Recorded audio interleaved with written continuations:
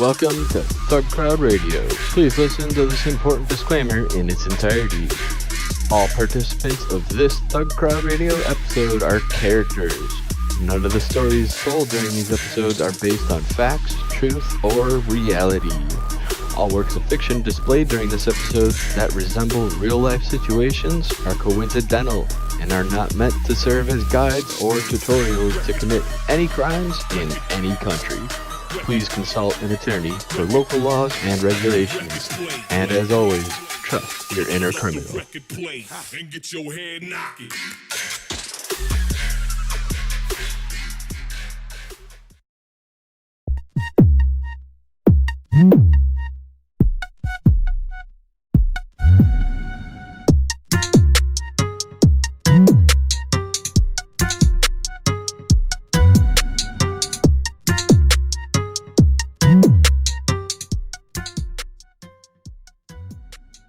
Hey, hey.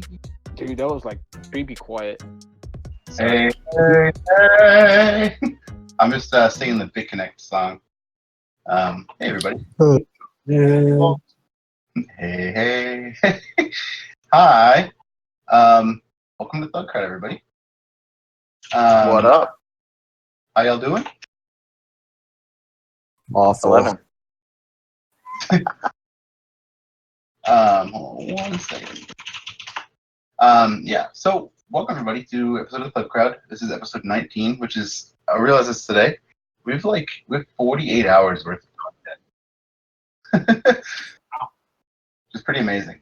So yeah, we are here, it's episode 19, talking about hacker parents today and hacker parenting. Basically, we want to ask all the hackers and infosec professionals who are parents how they raise their kids and how they kind of address the new concerns regarding technology and kids that are rapidly getting more and more ridiculous. So we have a lot of cool people that are going to be joining. I'm really excited for some of them to be coming on here. And some of our regular pundits are going to be speaking as well about this. So speaking of our regular pundits, we have up here Anonymous, a Trojan, Cat in the Hack, aka, it's Cat in the Hack on the stream. Decoded, Jin, Jonathan, Kindergip, Lolcal, MG, Shell, Faith, and Protoxin. So welcome everybody, thanks for joining. Glad to be here. Always a fun week, thugs in the house. Gonna be nice thugs talking about being good parents. Great parents. Thugs make great parents, so that's what we are aiming to do today, is to kind of share and impart wisdom. And yeah, so around 10:30 we're going to be starting our talk about that. And we hope that if you guys know any parents, or if you are parents, tell them to come here and ask questions to us, because I really want to be able to have the people or give people the opportunity to ask people who know about the seedier sides of the internet, what threats are actually out there, what's real, what's credible, and what they should actually be concerned about. So yeah, before we start our news, I'd like to thank everybody who came out to our movie premiere last Friday. All 20 or so of you. It was a really interesting time. The movie studio kind of had a little gaffe in mix-up in communication, and we ended up getting about 200 tickets 10 minutes before the movie started, and we're struggling to figure out who was actually there for the premiere. But ultimately, it was really fun. Load was there and was streaming. You should find his channel and his stream with us, because we were basically, he came out and he was pretending to be an InfoWars reporter. He had a press pass and everything, and people were just talking to him in the street and ordering us food. And a lot of people were playing with eggs in the street. It was awesome too. I'd like to just point out, if you do go looking for that, be prepared for strong racist themes. It's R-rated just from the voice content. There's a lot of people that wanted to be like, oh yeah, check out our movie thing. There's a video of the dude out the front of the premiere, but also don't watch it because you'll probably get offended.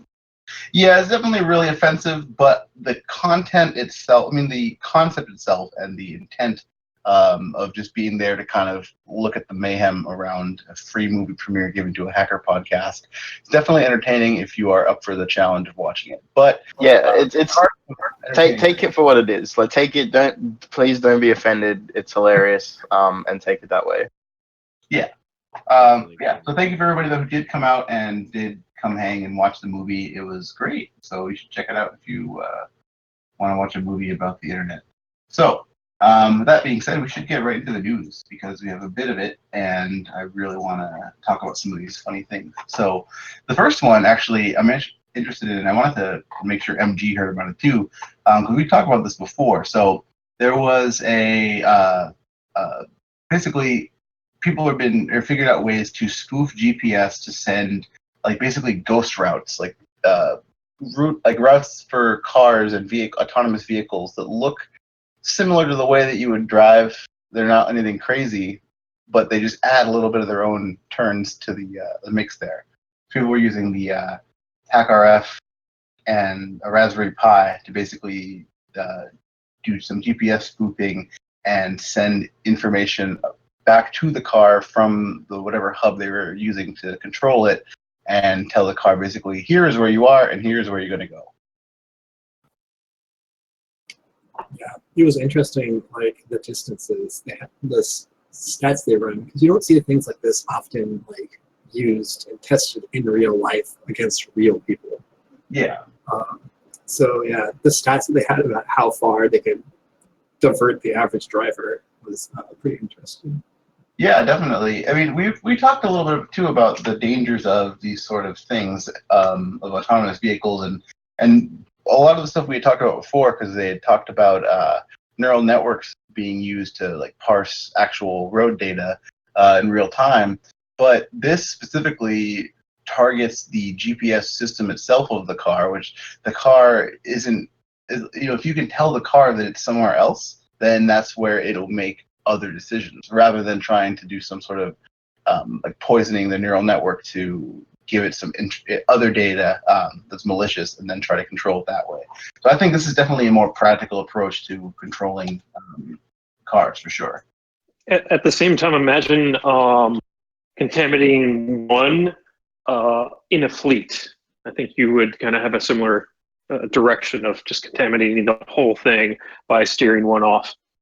Yeah, I mean, when they have cars, a lot of the use cases for these involve cars or trucks shipping cargo different places, and they might have one master node, lead truck, and if you can poison the main hub of whatever truck is guiding the rest of them, then yeah, definitely would poison a whole fleet of trucks. Direct supplies to military bases the wrong way or whatever. It's definitely pretty scary.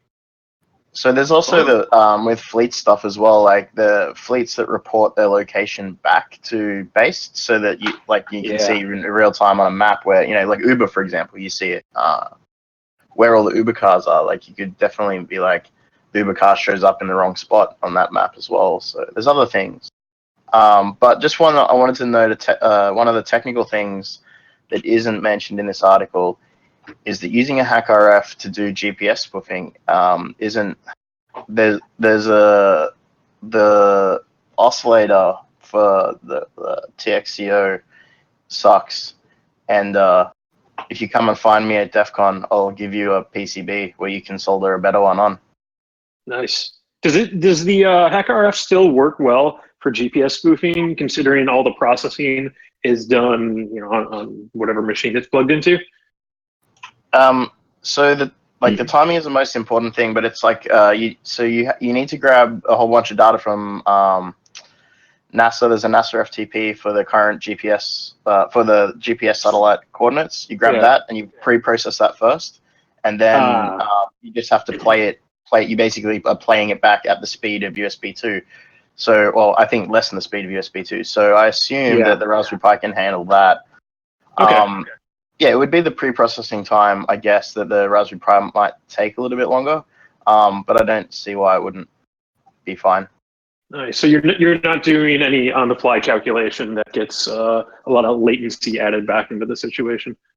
Well, these guys might be the difference between this and the open source stuff that's available is that the open source stuff you can only, I think it's a 30-second run. Okay. So you pre-compute a 30-second run and then you play it back. So these guys probably did a little bit more than that in order to redirect the car.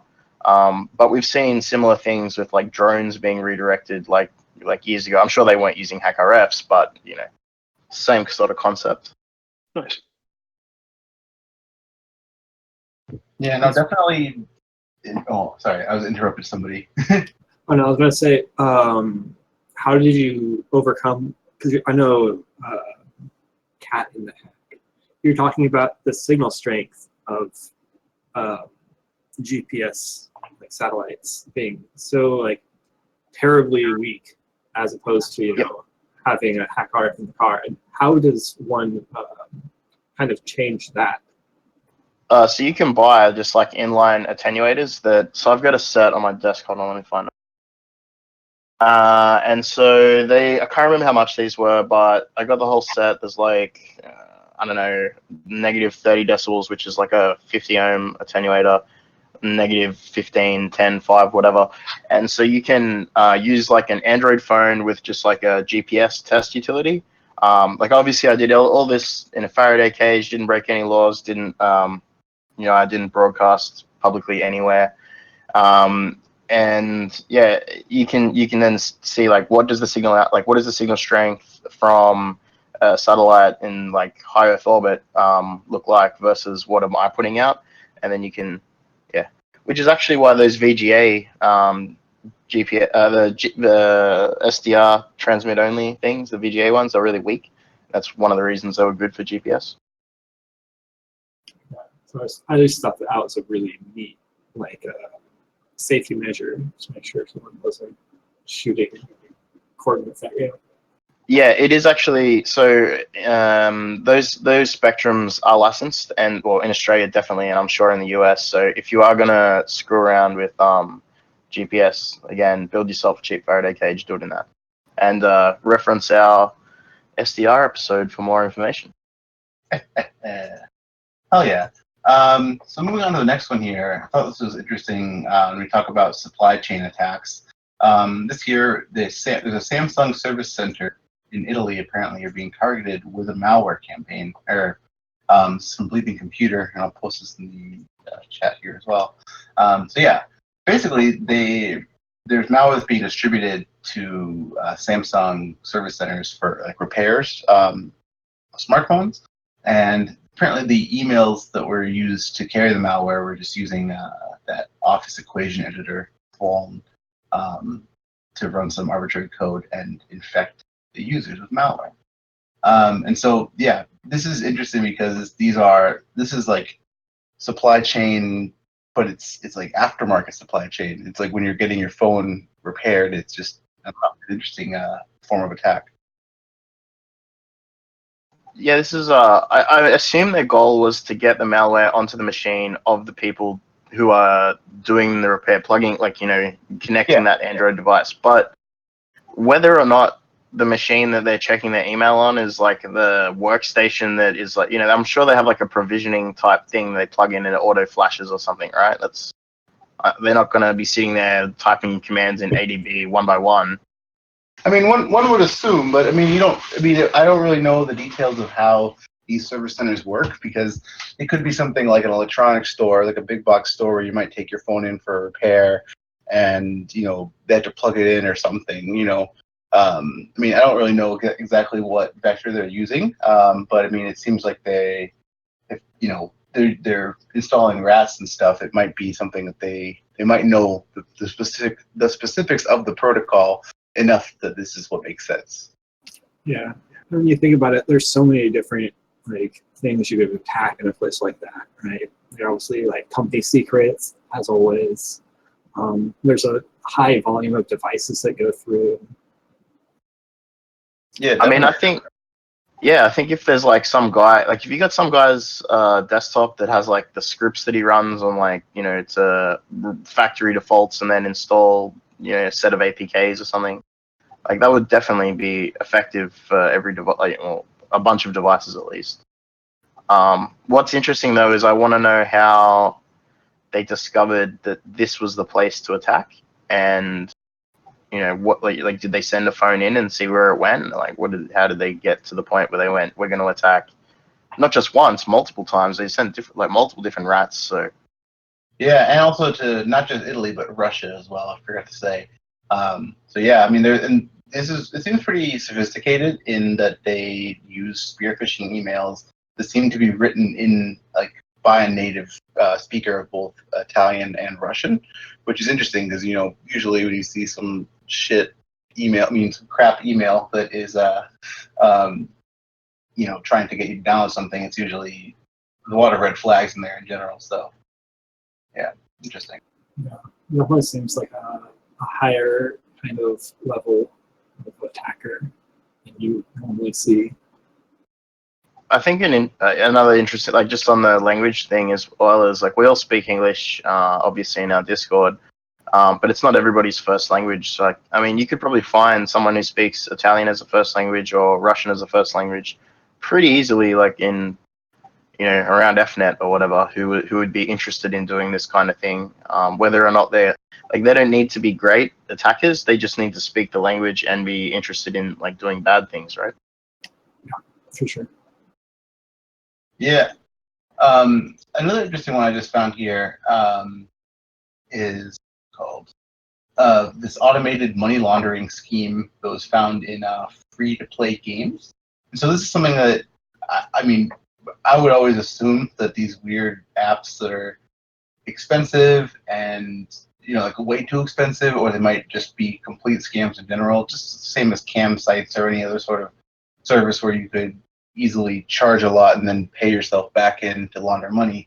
But some researchers had found through a unsecured MongoDB database that there was just a giant automated money laundering campaign that was basically taking people were using stolen credit cards and creating Apple accounts to buy their apps back and launder money that way. Is this EVE Online butterfly meme.jpg? Yeah, I mean, this is it. I mean, it's not anything that's too out of the ordinary, but I think it's interesting just the way that they found it, which is through the unsecured MongoDB database server that had apparently, I guess, credit card information and some other sort of examples of automated processing of these stolen cards. So yeah, I wonder if it was actually like code running in Mongo, like JavaScript within Mongo, or whether it was a pattern that was discovered. Because I mean, you could probably do it just within Mongo. That'd be interesting. yeah. I would like to see a little bit more about the saw the Bleeding Computer article, but potentially there, if we do find a write-up or anything, we'll be sure to include that in the show notes for this week. But yeah, so that was interesting. So this one is interesting too. This was some Krebs. I just saw this earlier today about a bank that was breached twice in 8 months. They got $2.4 million stolen from them, but they had a specific types of insurance on different transactions that they had. So they had ones for debit cards and credit cards and loans and all that stuff.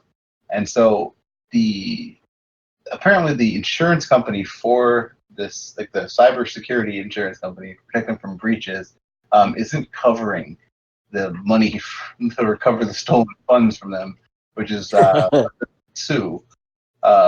So this is an interesting case here where they're trying to get money back, and usually, banks rely on having this sort of insurance to be able to just pay back any sort of losses they might have from breaches and stolen cards and things like that. But this is interesting to see that they didn't want to cover like the $2.4 million in losses, but now they're suing them for it, and I wonder how it's going to go.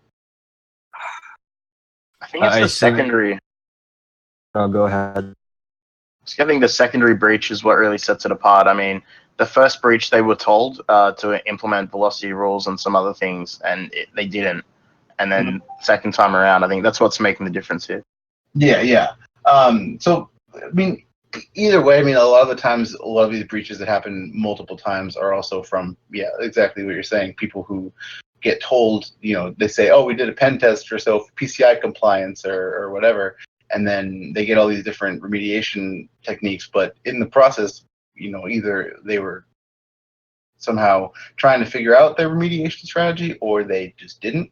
But either way, they get hacked again, and it's just like, well, you knew what was happening, but you didn't fix it in time. And it's just it's interesting to see how this is playing out, I guess, in terms of how companies are going to be forced to deal with issues like this. But they had insurance. Why would you have to improve security? That's what the insurance for. You want to talk about a money laundering scheme? Boy, oh boy.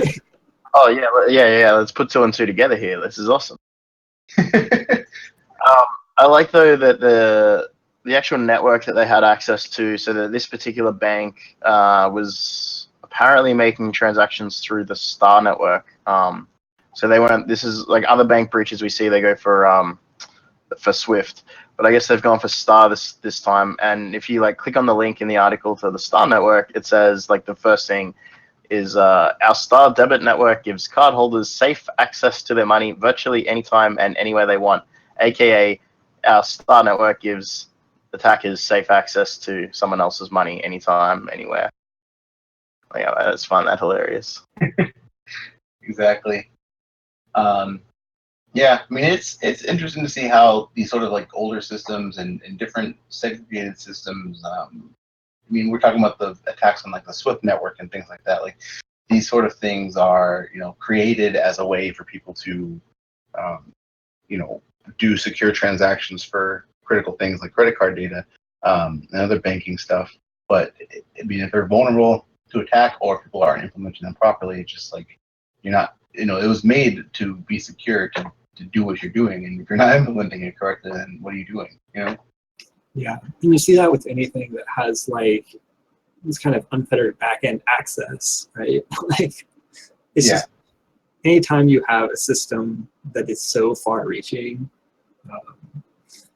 and like is like created to require specific access, you're going to get problems like this.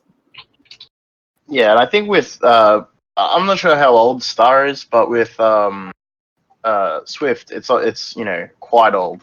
So the idea of security then is not the same idea as security now. So I think a lot and it's not an easy migration, isn't it? Like you can't just flip a switch on that stuff. Money will stop, people will lose money, and that's more important than security. But they're two conflicting things. If money is more important than security, but security secures your money, what way do you go? Yeah. Well, definitely. I feel like there's just going to be continually more and more things like this until they're sort of, I don't know who's just smart enough about it, but definitely interested to see how the case plays out and what they get.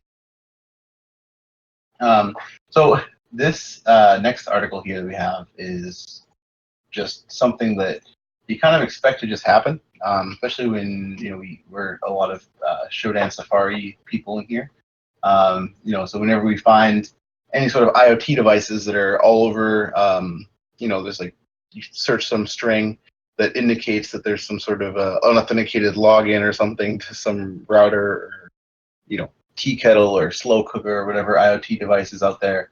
And then you say, wow, they should really secure this because somebody might take over it.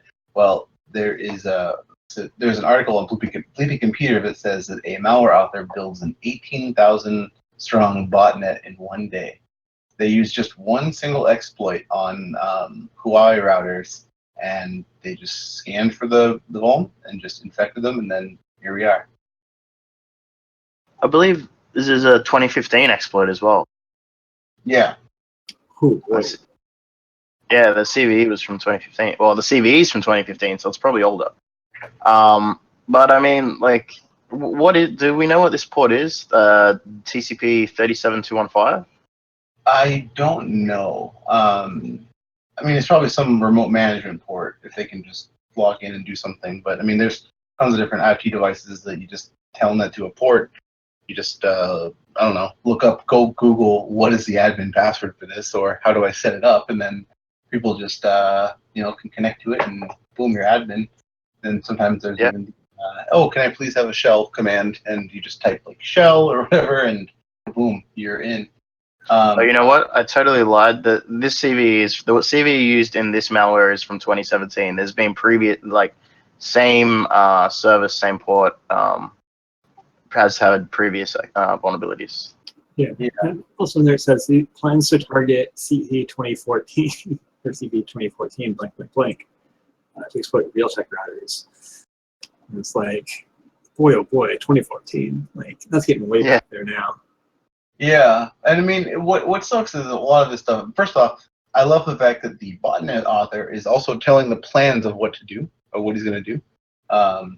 Just like Oh, and his name. Don't forget his name. Yeah, his name is Anarchy. Wow, that's so cool. Yeah. So Anarchy apparently is going to be targeting this, which I mean, I don't know. If I was going to be making a botnet, I wouldn't reveal my plan. Like if I could tell the future, I would say that Anarchy is going to spend a few years in jail. Yeah. So also, if you guys want to set up any honeypots for a Huawei router and open up ports 3715 and it's 5280 or 896 or 869. Just open that port up and see what happens. Maybe you'll find your new friend Anarchy will come in and say hi to you. So yeah, but I mean, it's interesting though because you see this and you see, go on Shodan sometimes and just see thousands, tens of thousands of IoT devices that are open or vulnerable to something, and it's just like, why? Please stop. The EU apparently Google is being fined $5 billion for using Android to basically dominate internet search. Which, I mean, I don't know. This one is interesting to me because they're getting fined for this, but Google owns Android. Google made Android. Google maintains Android. So why would you expect them to put Yahoo or DuckDuckGo first, or Bing, my favorite? Ask Jeeves, which is actually ask.com, is Ask Jeeves. Yeah. So yeah, they're basically the EU is trying to crack down on Google's anti-competitive search behavior, and basically they're trying to give more of a market share to other search engines and other things. I mean, there are so many Android phones. Android dominates a huge, significant chunk of the market, and Google is just, you have to have a Gmail account to have an Android device, and you have to, link that up to the Play Store, and that's all part of their very carefully crafted analytics and search engines and their own optimizations in the back end. So I don't know. I feel like this is definitely kind of a weird thing, but also it's Google, and they get fined $5 billion. Yeah, and you have to wonder about how much of this is just actually ever going to go through, how long will this stay in court. It seems like one of those things that's more of a warning kind of lawsuit where it will be dismissed, but there'll be some sort of change. I can't imagine Google actually changing anything about their ecosystem. No, not at all. I don't think lawsuits like this, I don't think they realize how much the difference in search engines basically. I know DuckDuckGo is an option, and it's the default option for Tor browser and stuff like that. But a lot of these other search engines are just not the Google search engine for searching shit is superior. You can't deny that, right? So yeah, 1,000%. And a lot of stuff comes from. That being said, a lot of it does come from them having such large market share. How they can do the how busy is this place now, right? Based on Android phone data and all this other stuff. Yeah, Google Analytics, Google AdWords, it all feeds into itself, of course. But I mean, it provides you when you type on your phone and you get every word misspelt, and then it says, "Did you mean this?" and gives you, and the first hit anyway is exactly what you're looking for. That's pretty good. That's some good technology. Oh yeah, I definitely agree. Like I said, I think I'm happier using Google search than I would be using any other search, just because of how well they do it. But I guess we'll see what happens. Hey, Protoxin, mic check real quick. Say hi. Protoxin, you're gonna have to change your setting. Yeah. So yeah, I don't know. This is definitely gonna be. Oh, bye. It's gonna be interesting to see how this kind of plays out. I mean, Google obviously is do have a monopoly on a lot of things, and they're. I don't know. I mean, I feel like this, like Google, Amazon, all these giant companies. It's the same thing as like say the Bell system in the U.S. It's just like going to become big monopolies that are eventually going to somehow be broken down, or someone's going to try to break them down. But it's going to be very difficult too because this is even more massive now than the Bell system or any of the other big corporate monopolies that were busted or ever could dream of. Oh yeah, It's all about Holy Chat. quick chat. Also, Are I there find it any, interesting. Sorry, I just had a question. I don't know if you guys can remember Scroogle from a few years ago, but shut down. I wonder if there's other search engines out there that act as a proxy to Google and will actually forward like Dogpile or one of those multi-search engines where you get Yeah, the it's results called from Bing. Google with it. Yeah, but I mean, I want to get the actual Google results without feeding data to Google. And that's what Scroogle did. And like right now, it's just getting to Google on Tor is tricky enough, or through a proxy. So I wonder if there must be some other kind of proxy search engine out there that feeds and collates Google search results. Yeah, I'm not sure. It's definitely a good idea for any adventurous viewers out there. I guess DuckDuckGo kind of does that, but I doubt they've got like a relationship with Google and an API key. So maybe they do. I don't know. Dogpile still exists. Yeah. Also, I find it interesting. This is coming out of the EU, right on the heels of GDPR. It seems like they're really pushing a lot of cyber issues currently. Look how much damage Facebook has sustained in the last year or so. Their brand is just poisoned now. Google's next, I think. I mean, Google's closer to the Five Eyes relationship, so maybe they get a bit of a free pass. But Yeah. When Google now is built into the infrastructure of most people's communication devices, when if you accidentally say, "Okay, Google," your phone just lights up, or if you are just happen to be trying to search something on your phone, it'll automatically open up in Chrome, or there's so many different things where Google is just a part of people's lives. It's just like most people I feel like will become the same way they do with Facebook, where most people will just say, well, screw it, I use it all the time, I'm not going to really stop. Like, where all my friends are is where I get my news, where I get my minion memes to share. So, Do you guys have actually a lot of that Facebook advertising out there? They're like fake news is not our friend, data misuse is not our friend. Is that like on the side of buses and shit? In Sydney, it's everywhere. I saw 10 ads from Facebook in one day on bus shelters and billboards, all about Facebook saying, we're taking this seriously. We're changing. We're listening. They went on a blitz.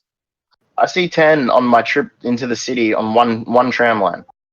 It's funny. Like, the only time I've seen it has there ever been an occasion in history where companies had to like spend millions advertising, hey, we're not creepy? It's 1984, unprecedented. It's absolutely unprecedented, and I hope young people are too cynical to take it seriously. They'll just go, yeah, fuck Facebook, it's over. The irony is they're using it for censorship. Take a story that maybe is true and then do embellish upon the story and then do reverse journalism on it, taking and focusing on the elements that they made up, added to the self, and then we'll make it fake news, filter it out. So it's being used as censoring already. That's exactly how like conspiracy theory like trolling works, right? You take something a little bit that's something's a little bit real and something that the person believes, and then you mix it all up and throw some bullshit in there. And suddenly the farms are dead. To convince people that Facebook is the reason that all the bad stuff's happening in America right now because of Donald Trump. It's very easy to make that kind of to slander Facebook in that way. Say, hey, you don't like Donald Trump? Facebook got him elected, so You know, if you're left wing, you should leave Facebook. That's a massive blow. I can't think of anything in history that's been such a PR disaster as this from a privacy point of view. Yeah, very true. Maybe Equifax, but they're still doing okay. But Yeah. Yeah, Equifax doesn't rely on users though, right? Like they just kind of, I feel like they kind of exist outside of like, they're not like necessarily like a super public facing product. No, they're data harvesters by everyone knows exactly what Equifax does. It's just that the fact that somebody else got access to their data. Yeah. The fact that Equifax already collects and makes money from that data is no secret at all. We all know that. But it's and hackers knew that about Facebook too, and we knew that about Google too. It's just the general public is starting to get the message. Yeah. It's definitely a case of choose the lesser evil, and you know, the way that I see it is that right now I feel like Google is my lesser evil. That might change, but Yeah, who knows? Yeah. So, speaking of data, I guess collection and harvesting and dumps. This one about Singapore's largest healthcare group getting hacked was interesting as well. It's just another line of people just breaching healthcare data. It's in every single country, as you were saying before in chat DNZ earlier. Just I don't know. yeah, this is just Singapore's turn, and who's next? Right? It seems like I know that there's a lot of great people who work on healthcare security, but it's just seems like there needs to be some sort of massive like sea change in the way that the security posture actually goes with people's medical records. There was some kind of event that led to the creation of HIPAA or enforcement of it in the US as a regulation.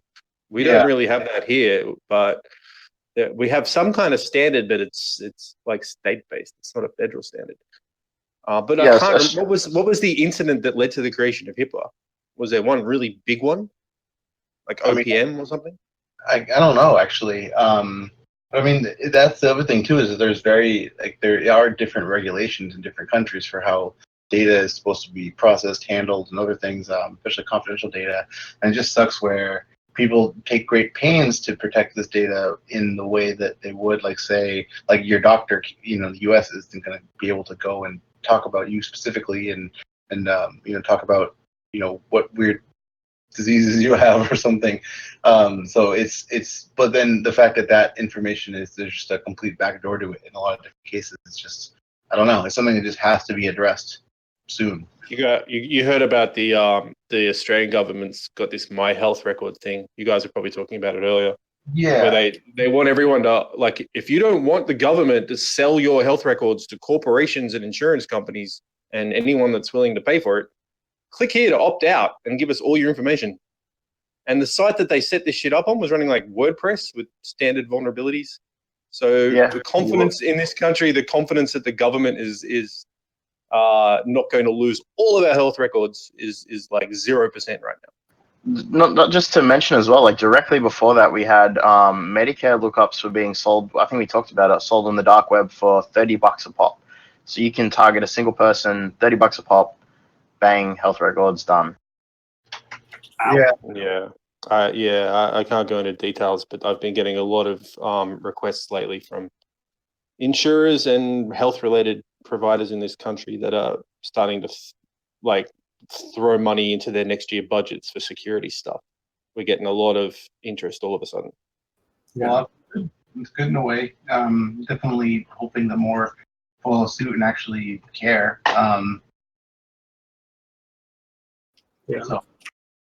think it's just in general, like if you're an attacker, you're looking for who has like the most information and who like companies that are not cyber native, right? And like any of those people are going to be huge targets.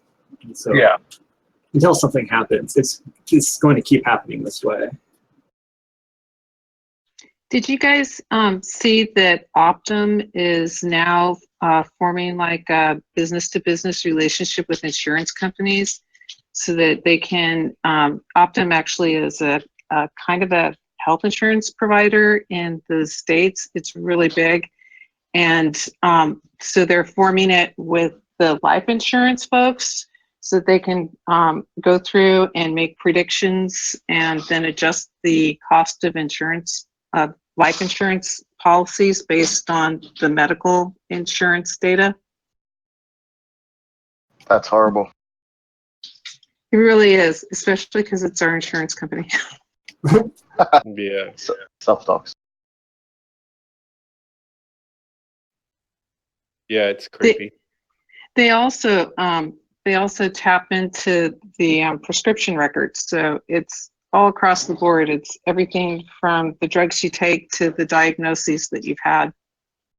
That's really Yeah. interesting as well, because like if you look at the way a lot of medicine is prescribed, where doctors get kickbacks, you might potentially be put on something for primarily used for one bad disease, but also secondarily used for a much lesser case. And if that's the only information provided to the insurance company, they could assume that, hey, you must have cancer, or you must have, something like HIV or something. I mean, I don't know if those drugs are used for anything else, but I know, there are some out there that are. And they might just go, worst case scenario, you're not getting any insurance now because we just assume that you have cancer or something, Yeah, it's really creepy, especially if they then start correlating, genetics in terms of just like diseases that are passed on through the family, and so now they can't. Absolutely. This is eugenics 101. Like 100 years ago, proto Nazis were writing shit about how to do this on a mass scale to a whole population, and now it's just normal. It's literally eugenics. That's literally what eugenics means, and that's what started the whole white power thing. This is going to be an episode of Star Trek where they start the eugenics wars, like IRL. Yeah. You notice So- there's no Native Americans in Star Trek. There is, but they live in somewhere else. So before we get into really off topic, let's talk about this one is interesting. We kind of saw some of the updates about this. So Nintendo sues a bunch of different ROM sites for copyright infringement. And there's giant lawsuits. It took down loveroms.com and loveretro.co for copyright and trademark infringement. And so those sites are just shut down now. And I don't know. The whole debacle, I guess, with Nintendo trying to figure out what to do with people who, store ROMs of 30-year-old games, games that are not available unless you pay exorbitant amounts of money on eBay to find one of these rare existent copies that somebody is actually sharing or trying to sell. Yeah, I mean, I think that this whole thing is really crazy. They got just taken down. Yeah, well, this comes they have been doing this sort of thing for like a couple of months now, because they released, of course, the NES Mini and the SNES Classic or whatever they were. And at that time, when they're doing that, they sent a bunch of takedown requests to ROM sites to take down copies of the ROMs that were being released on those platforms. Yeah. Which is interesting that they've kept doing it now, even after the release of those things. Well, they probably were able to show that they had some sort of power from a legal standpoint of these people. Because I mean, you see in a lot of ROM sites, these are here, but they try to skirt around the law by saying this is here only if you have an original copy of this game. This is just for backup. And I mean, what sucks is like there are games in specific types of media you will lose it. It will degrade over time. Like especially CDs and discs, like laser discs, wear out. And, ROMs can also, like ROM chips themselves can degrade, and connections can get messed up, and it's like there's no, I don't know. It's a very weird territory to me. But there was a very similar case with like the MAME emulation scene with Neo Geo and their ROMs. I don't remember what happened, but eventually I think Neo Geo lost and hackers won.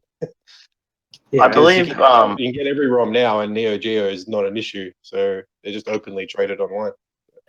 I think as well with like poker machines, you can get poker machine ROMs and stuff like that, which are Oh, obviously not legal because you don't own a poker machine, or you don't own the software even if you do own a poker machine, Right. like like slots, right? Like just Yeah, but yeah, there would be weird collectors and stuff that collect old poker machines and dump ROMs, just like in the MAME world or the pinball world. They do that.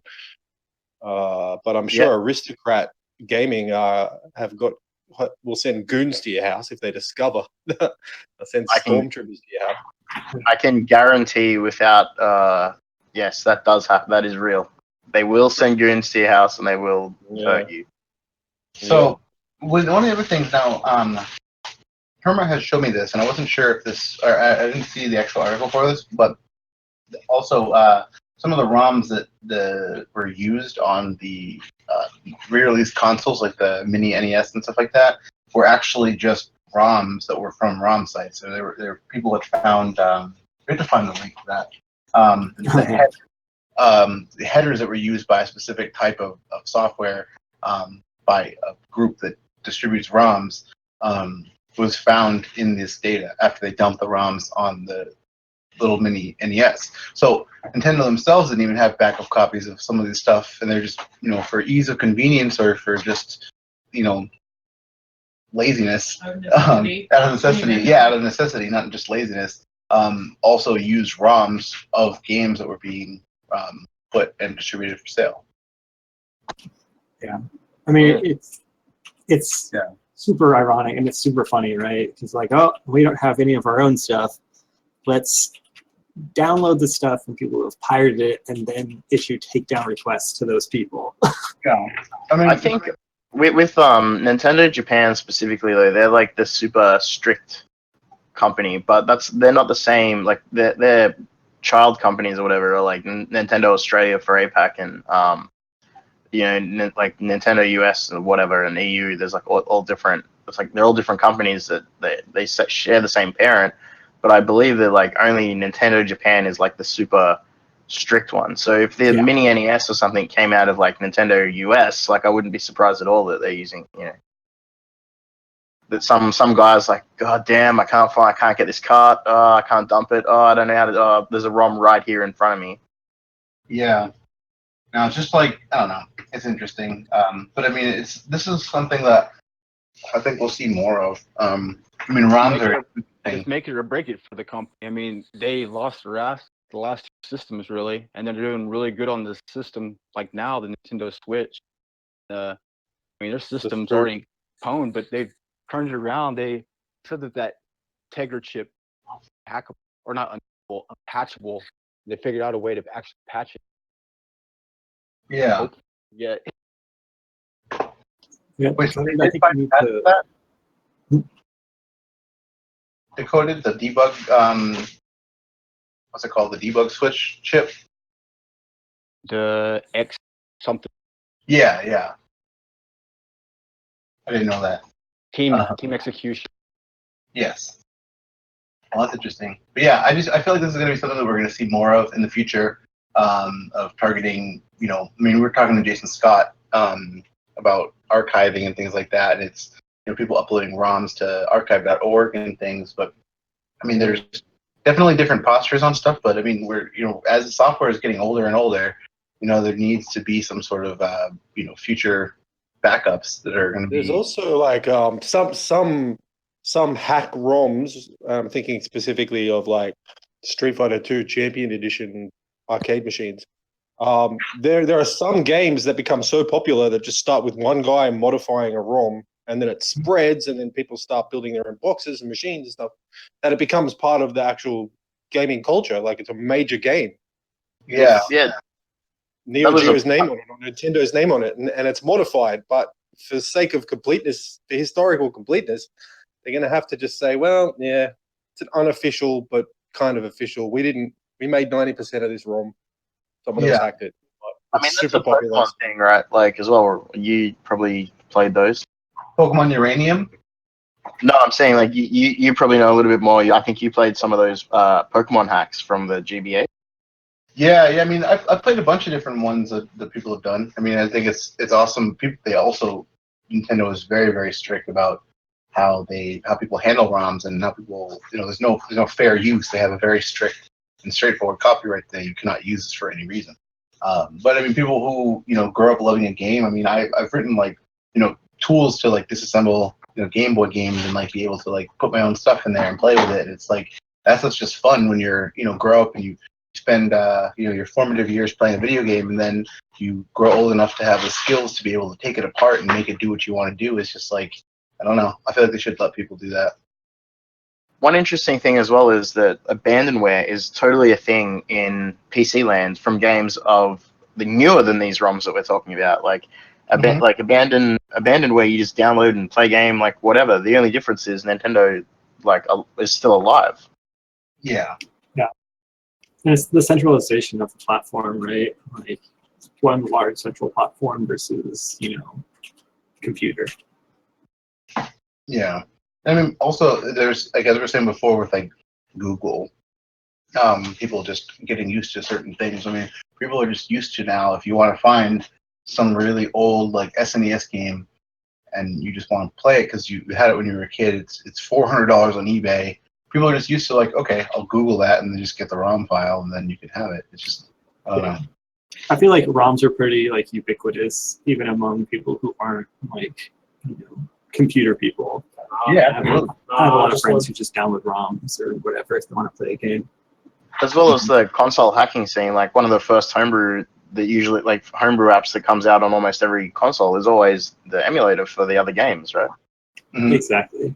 Also, I feel like all of these ROM sites should really just switch to having torrents of these tiny files, right? You could have that defense where you're not actually hosting content. Yeah, definitely not hosting the content. There's been, I think it was like Xbins and places like that. They still have, I don't know still, but the last time I bothered to look at it, it was still XDCC bots on IRC. Yeah. So like you want to get the the application that you use that if you have the hardware to like flash, it's part of the Xbox or something. Original Xbox, you still need to go to IRC and you look in the folder and it's still got like the PS3 tools in there and still whatever PS4 stuff like. Yes. So yeah, I don't know. We'll definitely see some more of this in the future.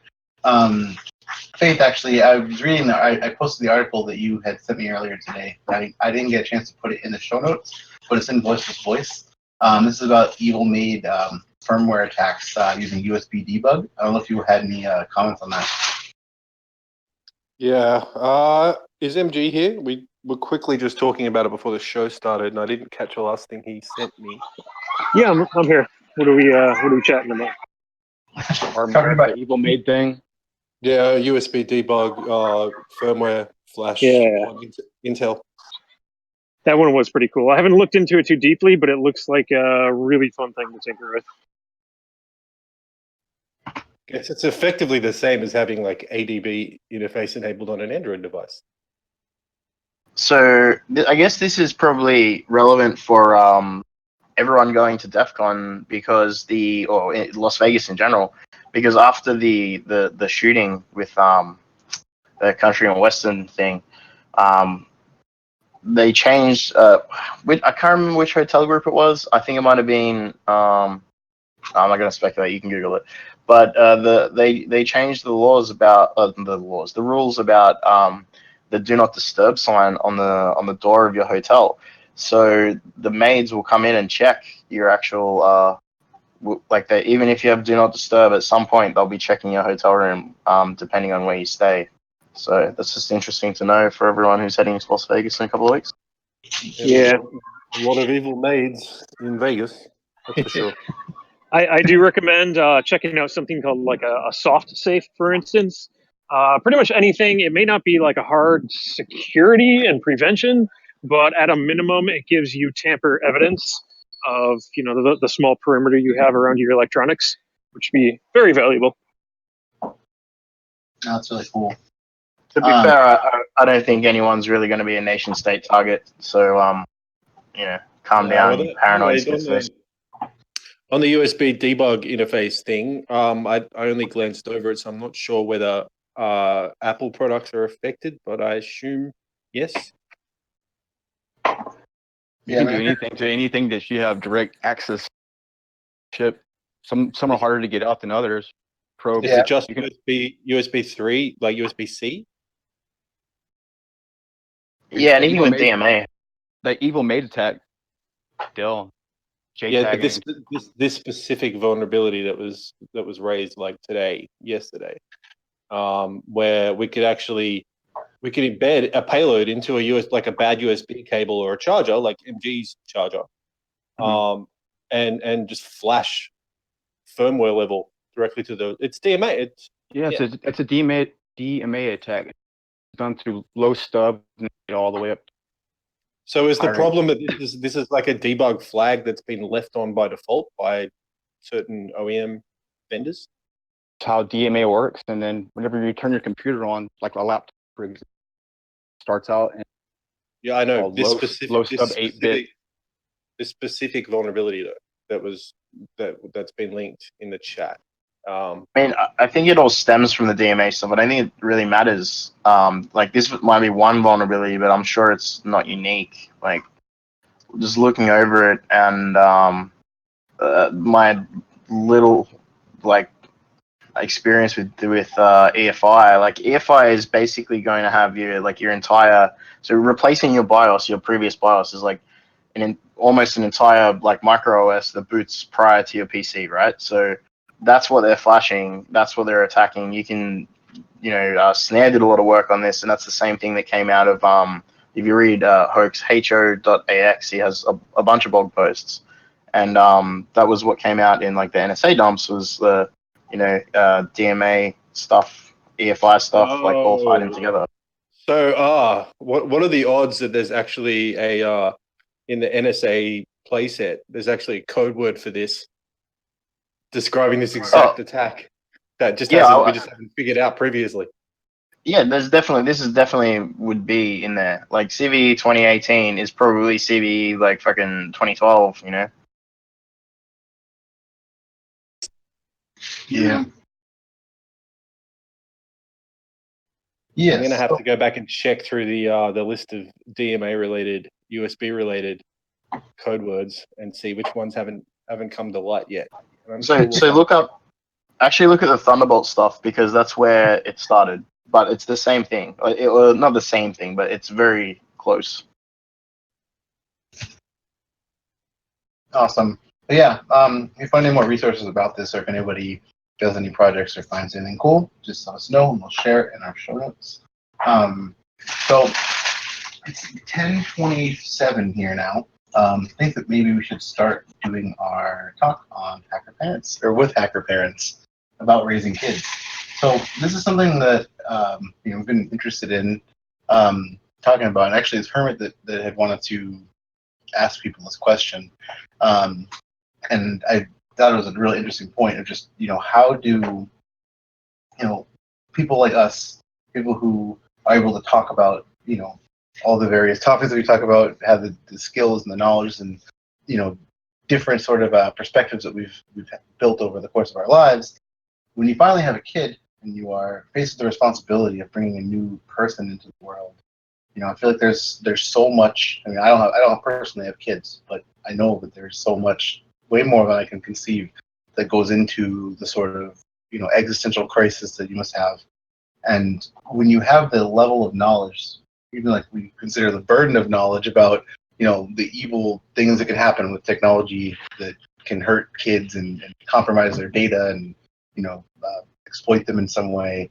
I mean, I feel like it's definitely something that now more than ever is really, really scary. I mean, we see lots of things that target little kids. We see really like messed up stuff like with the things targeting kids with like apps and videos and trying to show them like scary stuff or Dude, I'm definitely like I remember this like time that when this topic was coming up this week where like I don't know, were you guys big on ICQ?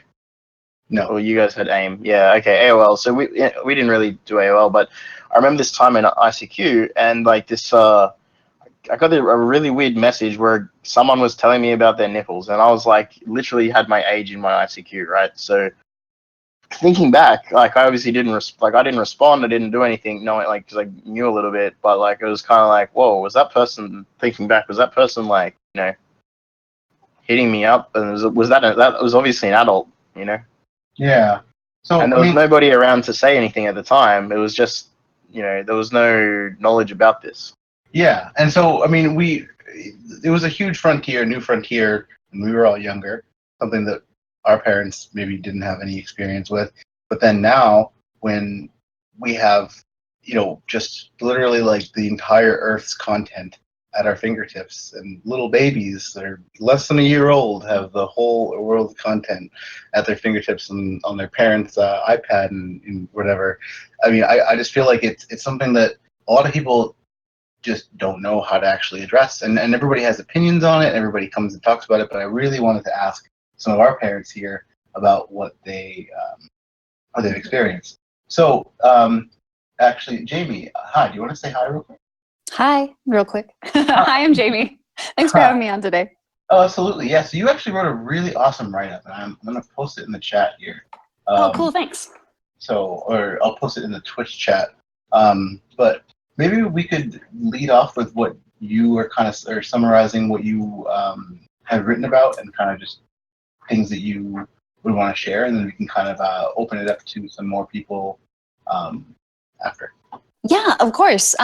So I'm a hacker and a mom, and my husband is also a hacker and a dad. And so I think what you mentioned was really good about how you see things out there that other people who don't know this world don't see, like the collection of your personal information and the value of your identity. And that's one thing that we've really tried to get across with our kids, especially because kids' technology collects so much information about them.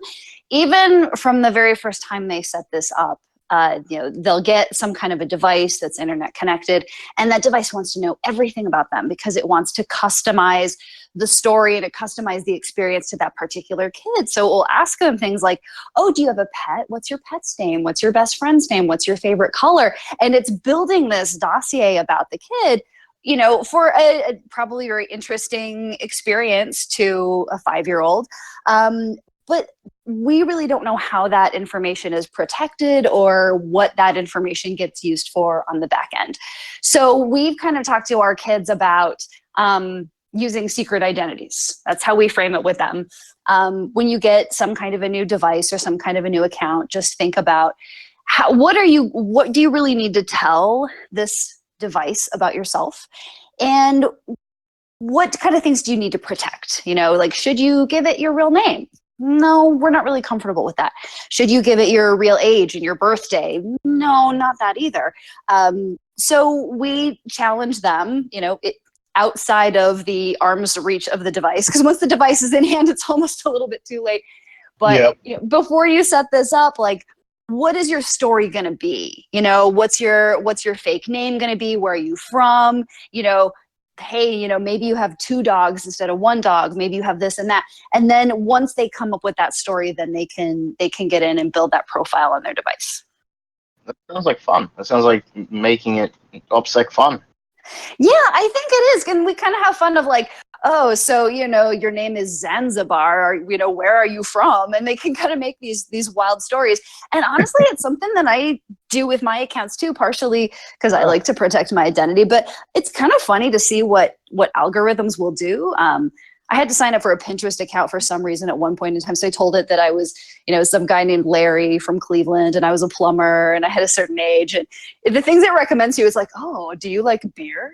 Are you interested in sandwiches and mustaches? And I was like, well, that's pretty funny. It is interesting that you're kind of teaching them and preparing them, like creating fake profiles is something you're going to have to do for the rest of your life. So you got to start learning it right now. Yeah. And like, ask, why do they need this information? Why do they need that? I don't think that's something that adults ask often enough. We get a piece of paper and everything's asking for your social security number, and people figure, oh, well, they asked for it, so I should put it down. My husband has some kids and I have some kids, and we got married fairly recently. So we took our youngest to go get our marriage license. And as I was filling it out, my youngest looked over and he went, Mom, there's a lot of personal information on that piece of paper. Do you think they're going to take care of it? And I was like, oh my God, I love you so much right now. Aww. Yeah. That's awesome. It worked. He knows. That's really I find. So I was just gonna say, like, I think as well, like a lot of parents during the Facebook hype boom were like, when they'd have a newborn and they'd make a Facebook for their kid, like straight out. Mm-hmm. It's like the exact opposite of that. Yeah. Yeah, exactly.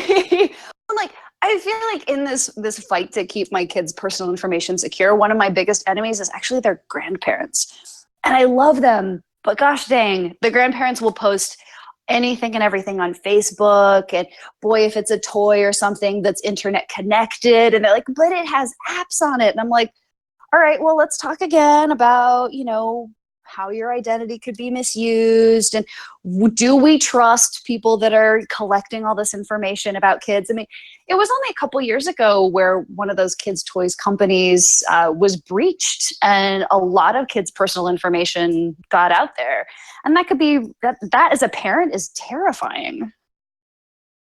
Yeah, I mean, we've talked about this before, and there's been, before we even started our podcast, obviously many stories that we've brought up in like, our IoT security stuff and other things where there's, like the leapfrog, learning stuff that's connected to the internet, somehow has like a chat client that somebody can just access like remotely, or baby monitors, video feeds being stored insecurely somewhere, or somehow having a direct, IP somewhere. Yeah, there's tons of stuff like that. I mean, I've always wanted to know what the perspective is of a lot of people, because there are some people that still subscribe to the idea that, I don't have anything to hide, or my kid doesn't have anything to hide, so why do we care about the thing? And it just seems like when you raise your kids, or I mean, if you live that life in general, it's already like, it's definitely strange, and but when you raise your kids with that mentality, but like, oh well, you're not doing anything wrong, don't do anything wrong, and then you won't get in trouble, or you won't get your identity stolen. I mean, it's like it's very outdated. It's not something that is applicable anymore. It's not like you're every like every single thing that you do and every single thing that you interact with is, as you said, building a profile on you. Now it's just the reality of things, and it's just like you guys have to think about how that can be used against you. Mm-hmm. Yeah. Yeah, and it's hard to have that conversation with them because they're like, oh, well, what could happen if someone had my identity? And then it leads you into having some real conversations with your kids, but that's how we protect them, right? We give them the right level of information for their age, but we let them know, hey, not everybody online is your friend, and not everybody out there should know everything about you. We want to keep you safe, and this is why we do some of the crazy stuff that we do. And then, like, mentioning earlier, making it kind of fun, treating it like a secret identity, then you can kind of get past and onto building that fake profile in a more lighthearted way at that point. Perhaps we need some kind of, I guess a parallel would be like a stranger danger campaign. And I think like maybe just like you were saying a second ago, maybe back before that stranger danger thing happened in the 90s, I don't know when it was. Before that, kids were just walking around. If a stranger came up and said hello to them, then get into my car, they'd go, okay. And that was just everyday life. There was no reason to be distrustful. But the reality of the situation was we needed to educate our kids about this stuff. Yes, I have routinely said that in conjunction with sex ed, we also need sec ed. Mm-hmm. Right, yeah. Yeah, I mean, that's something that, I mean, we talked about this, I think it was last week, when we saw that the Girl Scouts had been instituting badges for cybersecurity and keeping yourself safe online and going through trainings and classes and doing activities involving, good, safe cybersecurity practices.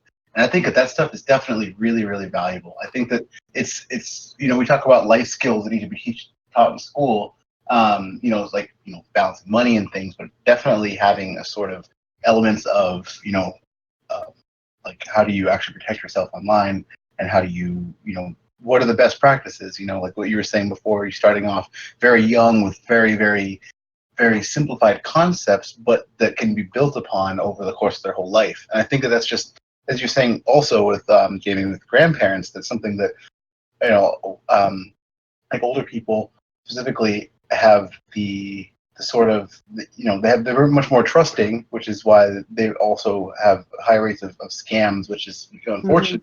But the whole, like, people growing up in the small town sort of mentality where they could, everybody knew everybody and you could trust people and things like that.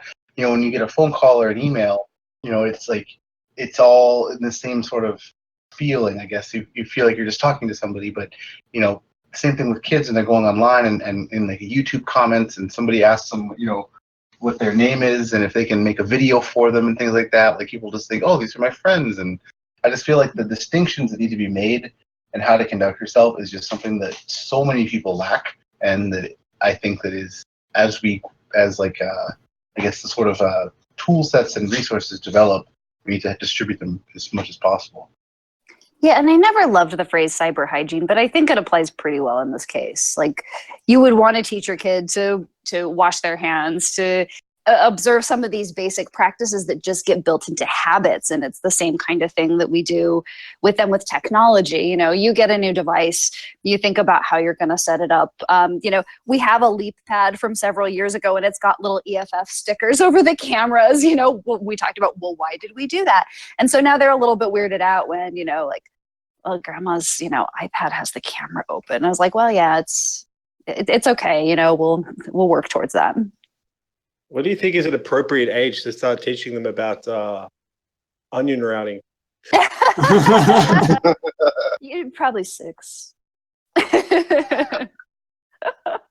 It's really fun to teach kids how the internet works, though. That's pretty fun. How do computers talk to each other? And then here's the really fun side of it, right? Because I think all kids are hackers in some way. They want to know how things work. They want to take stuff apart. They want to use things in ways that they probably aren't supposed to be used. And watching that side come out of them and encouraging them in the right way is so much fun. Yeah, I mean, that's another aspect that we wanted to bring up too, is fostering the sort of creativity and the hacker mindset in kids. And it's like, how do you actually do that? I don't know. I think just giving them stuff to play with. We went to the Goodwill a while back and bought a bunch of electronics and just spread them out on the table and took stuff apart just because it was fun, and talked about what all the pieces were for and how could you use them. Let's see, what else have we done? And kids get interested in certain things in their own way. The youngest one is probably not going to sit down and pop open Nmap, but we did take him to a lockpick village a couple years back, and he was fascinated. We spent hours there, and he learned how to pick locks. And so I have pictures of my adorable littlest child picking locks at a table with a bunch of bearded dudes, and it's pretty great. So how do you feel just on that, about taking your kids to hackathons that, because I know there's been, a lot of people, DEF CON obviously has a lot of people, and some of those people are not supposed to be around children. How do you feel as a parent? Do you, yeah. I'll let you take it. My youngest this year asked, can I go to DEF CON with you? And I was like, maybe next year. There's just, DEF CON is its own thing because it's just got so many people. But I know they have a kids village, and maybe I'll scope it out this year and then think about taking them next year. So I'm from Phoenix, and we have another con here called Cactus Con, and it's got a couple hundred people, but it's got kind of a family reputation. They have a really great lockpick village. They've got a kids track, and we brought the kids to Cactus Con just because we'd been there before. I think for a parent, I would just say go and scope it out, and then make your plan. Your plan with your kids at a HackerCon is going to be very different than your plan if you're just at a HackerCon by yourself. One is that you're going to have to watch them. There's just so many people all over the place. And then maybe prepare them a little bit for stuff they might hear, living in a house with hackers, they're not unfamiliar with profanity, but let them know what they might experience, and have a discussion about what curse words are and not to say them around grandma. That's really funny. I mean, that's another thing too that I've wondered about is we have this so like there's so much just offensive content that and like how do you actually like address that, especially with things like YouTube where you're like one click away from something horrifying. Oh yeah, I haven't let the kids just go onto YouTube until they're at a point where I know that they'll be able to manage it. YouTube is its own special highway to hell, and that's so actually I think this brings up an interesting point about surveillance, because there's a lot of technologies that you can install on your kids' devices, so you know every single packet that's coming in and out of that thing. And we've elected not to do that. You know, we've decided that if we're going to be critical of surveillance in general, that this gives the kids the wrong message, but they also don't have computers in their rooms. When they're on, when they're involved with technology, they're engaging with it, in the living room, out where we can be like, hey, what are you doing? Or that's interesting, or like, talk to me about it. And because we've opened up those avenues of communication, they will come and talk to us about stuff. My youngest came to me a couple weeks ago and said, hey, friend at their house, and we were watching YouTube, and some like really, he said they were hilarious videos, but it was like, Mickey Mouse cutting off people's heads and stuff like that. And I was like, well, that's very interesting. Let's talk about, why that is and where that comes from. But I was, mildly horrified. Yeah, I mean that's something that I was actually talking to some parents earlier today about, specifically that, like people who make content that looks on the surface geared toward children, but then it just is, it'll start off normal and then it'll just veer off into something just dramatically not normal. And that's something that I've always wondered how people actually address, because I feel like a lot of parents don't actually notice. It's super disturbing. And if you just hand your away, I mean, they'll be there in a matter of minutes. So that's an interesting thing is like how, like, so another hacker parent has told me that they limit their child's screen time because basically they want their kid to be the master of the device, not the device being the master of them. So like, do you feel that you should that your kids need to have time away from technology, or is it sort of how do you go about that? We like to remind them that there's a real world out there to interact with as well. So I don't have a bunch of like really hard limits, like a certain number of minutes per day or a certain number of hours per week, but we kind of do it by feel. Like, if you've spent a certain number of hours in front of Minecraft and you're starting to get grouchy about it, then it's time to go for a walk. It's time to go do something else. Let's read a book.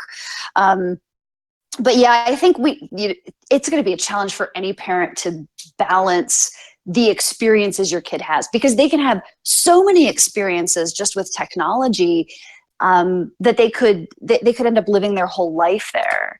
So we do try to break them out of that, and pretty good at self-management too. They'll come and say, I'm just tired of gaming. Could we go to the trampoline park and jump on trampolines? Can we go here and do this? But then when like a lot more about the, if they're on the internet, how much time they're spending, who they're talking to, the types of information that get collected, it does give you a whole other realm of things to think about. Do you feel as well like so when we were kids, like IRC and whatever was the thing, and you had a screen name, and you saw someone's screen name and you're like, oh, that's such and such, but these days you can have an account. I can create an account called, I don't know, Peppa Pig or whatever, and and make that a Facebook and use the Peppa Pig thing, and then do you find that the kids pick up on that's probably not the real Peppa Pig, or? Yeah, they're very skeptical. They are even at the point where, because we talked about bots and things, because that's been in the news a lot. They're like, oh, who knows? That might just be a bot. They don't even take it for granted that it's a real person. Damn. That's awesome. That's super good. Wow. That's what I was going to say earlier with like teaching your kids like to create fake names and all that kind of stuff. Is like not only does it teach them to stay secure, but also like there's some critical thinking there that definitely introduces like it goes beyond just the actual concept itself. Mm-hmm. So how do you deal with the school system? Because they provide devices and expect children to use their real identity. I feel like it kind of institutionalizes the social networking. Like how do you deal with that? So we haven't had devices provided to us, but we have been given logins to online portals to do homework and things like that. So I am glad that we haven't been given devices, because we would have to, before letting my kids use that, I would want to know exactly what it's doing, where it's sending information, what it's storing. And a lot of people that create educational technology are not security people and don't seem to know any security people. One thing that drives me a little bit bonkers is everything is flash. Everything is flash in educational technology. So they want you to use, you must use flash. And I'm like, oh, like, so then I have a choice. Do I want my kid to do their homework? Or do I want to like have a protracted discussion about why flash is terrible with the teacher and then the principal and then whoever else? Because they are just going to be like flat out confused. So we'll, use another computer that doesn't have anything on it and say like, okay, well, this is going to be the homework computer. You can use flash on this. You cannot use mom's computer for this. It was kind of funny though. My youngest was, in the online portal doing some homework and kind of clicking around, and he went, oh, Mom, can you look at this? And I said, yeah. And he goes, I don't think I should be able to see the second grade math scores, should I? And I was like, oh, well, actually, probably shouldn't. Get a CVE for that or what? Yeah, right. So in that, enhancing their curiosity and getting them to explore, and also being like, well, there's a line that you need to watch out for. And I think you did the right thing by pointing it out to me. But we have had some issues with educational technology not being particularly secure. There was one time I reached out to a company. They had set a password in the clear, and I was like, hey, this is really a problem. Here's why it's a problem. And it doesn't give me confidence that you're keeping any of the rest of this information secure. Like, can you get back to me on this? And to their credit, they took it very seriously and they remediated and they got back. And, so that was positive. But you never really know with responsible disclosure. You have to figure out how am I willing to engage, and what good is it really going to do? Do you want to hear the horror stories now? Yes. Okay. I'm trying to start. Okay, so up until 6th grade, the computers were at school. Silent scream when they ripped out all the desktops and replaced them with iPads.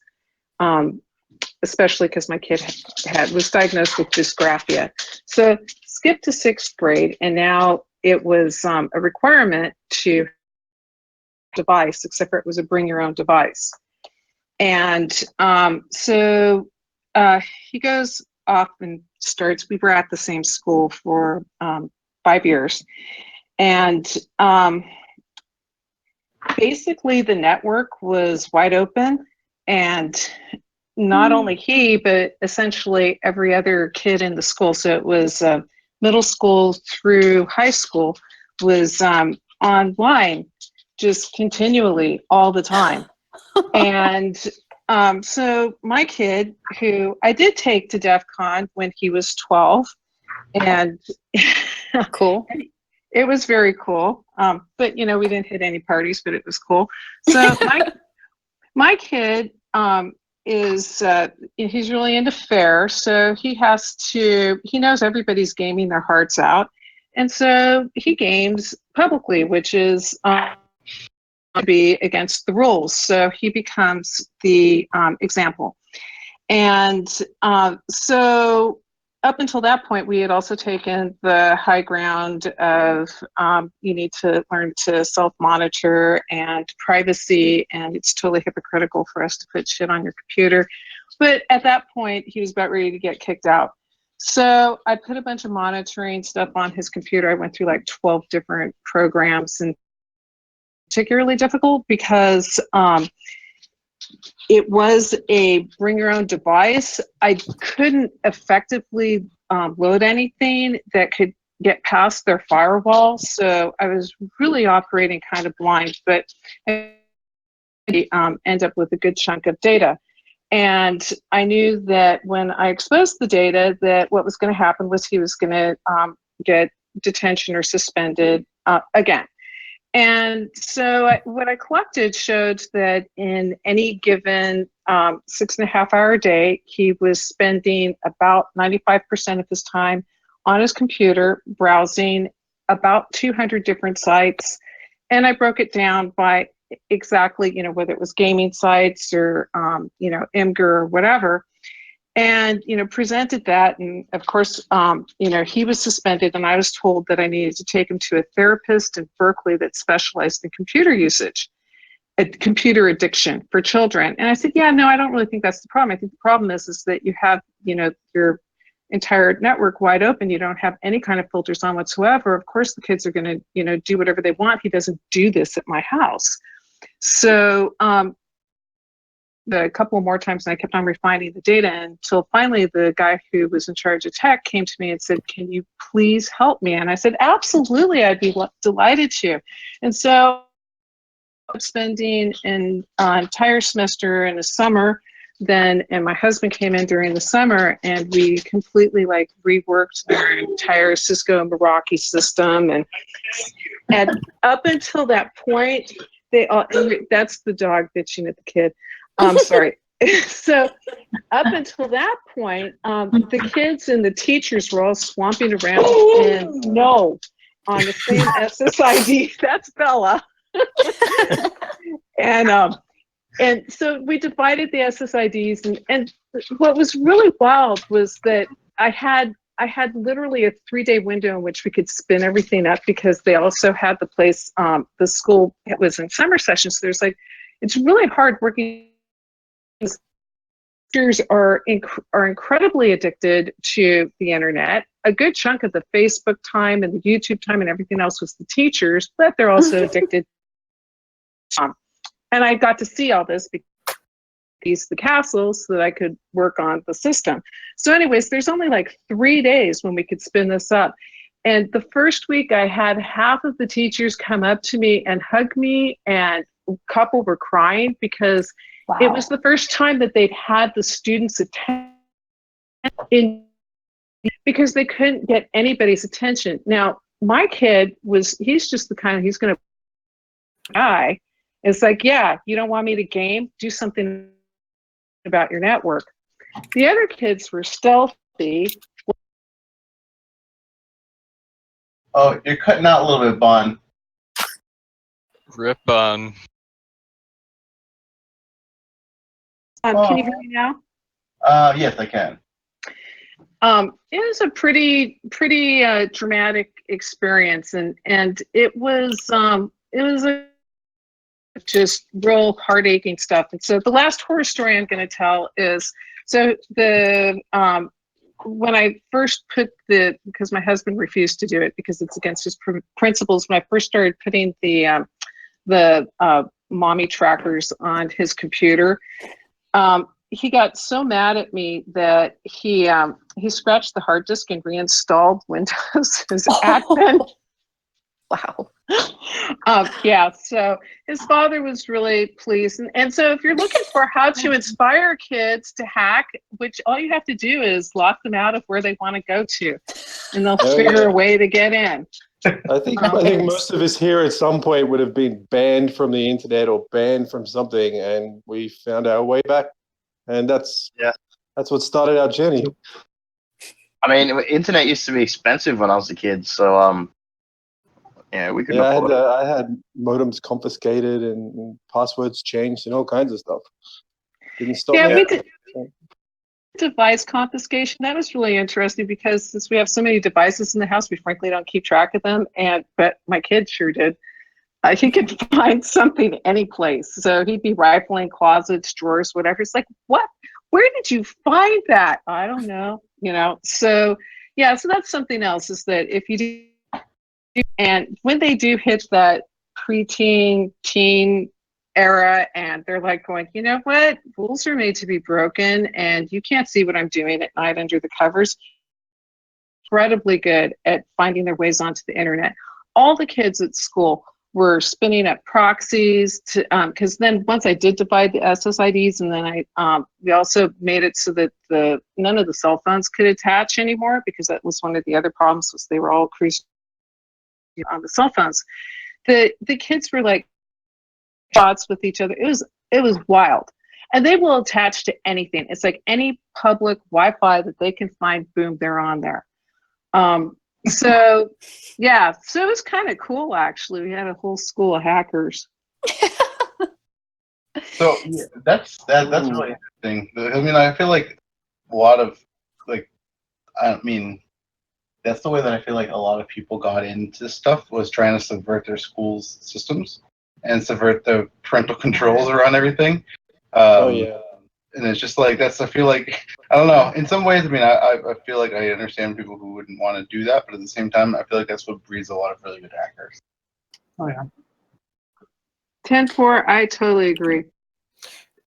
Yeah, I think when kind of some of my beginning was, trying to find like ARP entries and using that to bypass like the MAC address filtering my dad would set up. Yeah, I remember when I was a kid in high school, we had the content cop, and so I spun up a PHP proxy on my home PC. I was using that, Nice. and then other kids found out and wanted to use it, and so then I started caching post requests. Wow. Nice. And so I had a lot of MySpace logins. Yeah, I mean, I think every kid wants to be the cool kid that figured out how to get Facebook working or whatever chat working on the library computer or the school computer where it's blocked, or free internet, in a public location. That's going to be starting at a younger and younger age now. Kids subverting controls. Yeah, there was we had this proxy. We had this proxy account that was created by someone that was used like when I was in school, and then like someone else I know that went to that school who's about 10 years younger than me had like this rumor there's like this secret account that you could get around the proxies with, and I was like, right. Like it was like the same account, and I was just like, holy shit. There was a little The bit same of a shit crap. happens in corporate workplaces. People like have secret, dude, I know a way to get around the proxy at work. Yeah, I just had a post about that on Twitter with my bank. Like, oh yeah, we can't go to some of these websites, but if we go this way, we can bypass the content filter. Yeah. And we know most security teams and stuff have like a secret proxy somewhere that's on like a separate ADSL line or whatever. So their internet isn't filtered by corporate restriction, because they need to do research and stuff. So they need their own line out to the internet. I guess we'll probably see that when there's like as cybersecurity is taught at school. I mean, if kids start looking up what a CVE is as like learning cybersecurity, what is CWE 79? Like, what I mean, they're gonna Google that, and then they're gonna get a whole bunch of stuff that's blocked by a filter. Yeah, I don't really want MITRE involved with our education system at all, but well, unfortunately, yeah. But I mean, even stuff like, imagine being a kid now and being able to have access, or even at home have access to knowledge for, say, some router exploits, and you could just go to like 192.168 like 1.1 on your school's computer, and then just enable Facebook again and stop the whatever you might be using. if you browse the darker parts of the Play stores, you'll find apps that are written clearly by and for kids, for like proxy, VPN, bypass. Yeah. They're written by 12-year-olds for other 12-year-olds. I mean, like, look at some of the other ones that like kids are using, like booters and stuff. Like, that's huge. Like for probably teens maybe, where they'll just DDoS the living heck out of different players. Yeah. So we actually got kind of inspired by the kids with all of this, and didn't do it, but we had a number of ideas about, wouldn't it just be so much fun to set up a place where the kids really could, try and attack each other and, see what they could learn. And so, Oh no. Fawn, are you still with us? sorry, am I here? Yeah, so we ended up doing like a Friday night maker club, and that was we ended up with, because there was a number of kids that were like, can you teach me how to hack? And so what we do for Friday nights is it was basically like we'd bring in a pile of stuff, throw it on the table, take it apart, and kids were so excited because at home they were told that was bad. And so here you have 13, 14, 15-year-old going, you mean I can take the whole thing apart? We'd project, and we'd have them do it, set it up on one of the computers. We'd project Shodan on one of the walls, and then so we had a couple of kids that just loved trying to find open devices on Shodan, and then we'd all make up stories about what we were seeing. That's awesome. That's amazing. That was fun. That's so cool. But did the school or the other parents freak out about that? Like, you're teaching my kid to be a dirty hacker. Like, because there's this misperception that anything that you're doing in hacking is, is nefarious.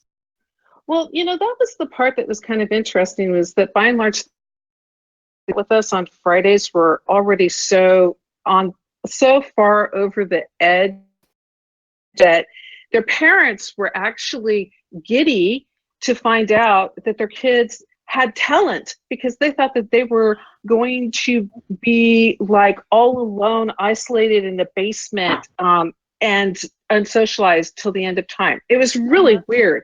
And Wow. and like one of the kids is like this amazing, he's got like a YouTube channel, he has thousands of followers, he does like green screen stuff.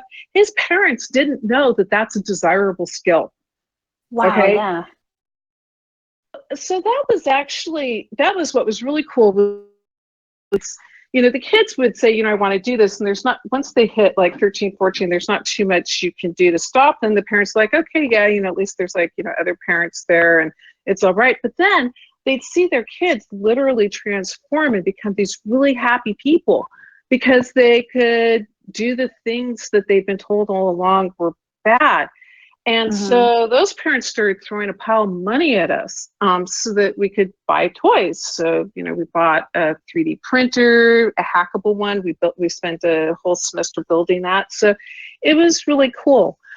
There is one thing though, that there's this in-between age. So there's little ones that will listen, and then there's the older ones that kind of don't, but they're really fun because there are many ways. But then there's this tween. And I don't know if you guys know Steve Lord. He does 44Con. He found, regarding the YouTube videos, there's a bunch of YouTube videos, and my son's told me about it too, that are really horrible child porn that start like it's Donald Duck. And it's really scary, and there's a lot of that out there. YouTube is not the right place for kids to be browsing. So No. okay. The topics about getting kids interested and just kind of getting their hacker mindset involved. Obviously, it depends on the age groups, but I'd love to hear more. And I'll even volunteer one of my examples that I like to kind of talk about. When my kid was, I think it was right around when he was 5 or 6, we got a Venus flytrap. Nice. I used the fly trap because that's a really cool thing. It's like, oh my god, a planet's eating bugs, but gets them really interested. And I tell them how it works. There's 3 little trigger hairs in there, and it does this false positive detection. It doesn't very programmatically approach.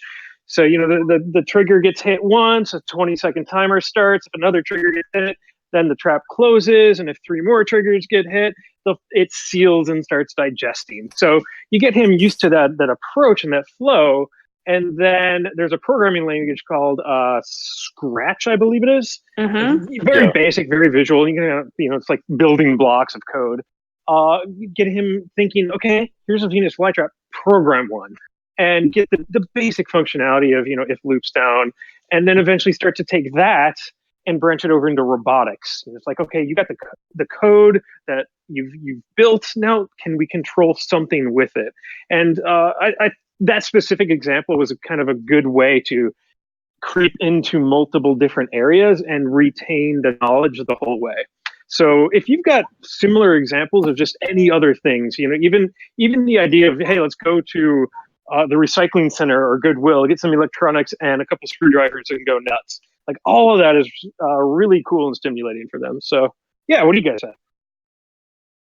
So I guess I have like a kind of an example. So at one point I was teaching a class, and I can't remember where it was at anymore, but it was kind of like Minecraft modding and whatnot. And one of the things that I introduced was using like some of their redstone stuff to actually build electronic circuits. Nice. And I kind of was showing them how to do that, and the kids caught on really fast. And they all love playing Minecraft, so they knew almost all the fundamentals already. And then we moved on from that to actually building actual electronic circuits, and the kids slowly started realizing, wow, this is just like Minecraft. And when you start explaining them those same principles, they can start building some more of an electronic foundation. Nice. Yeah, taking stuff apart is always super popular, and then explaining like, oh, well, hey, here's these pieces and this is what connects over here. What do you think this part does? And what do you think that part does? The Scratch programming is awesome because they can just do ridiculous things in there. And I think, if they have an opportunity to be ridiculous, it kind of keeps them in there a little bit more. Yeah.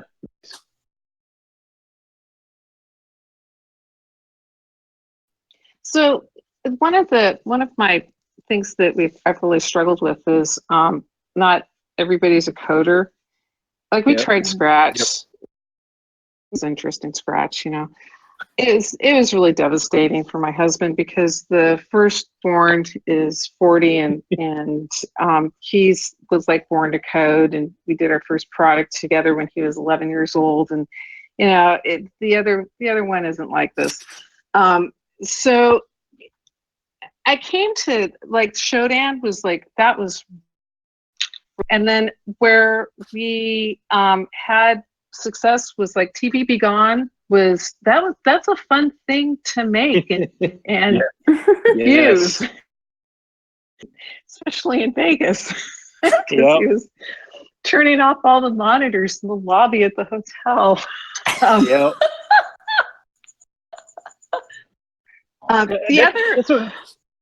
That's a really good point, and I think a lot of people miss it, is that a given topic doesn't really attach to every kid in the same way, but there are multiple ways to get a kid into something. Maybe it's later in their life, maybe it's a different approach, but that's it's a really important thing you're putting down. Well, I think that's a really super good point. Is that, and I think I tried so hard to get the girls involved in the Friday nights, and I was lucky if I could get one to come in for like 15 minutes. I did everything. I wore blinky shirts. It's just they weren't there, and I don't think that means that they'll never be there. It's just they're into something else.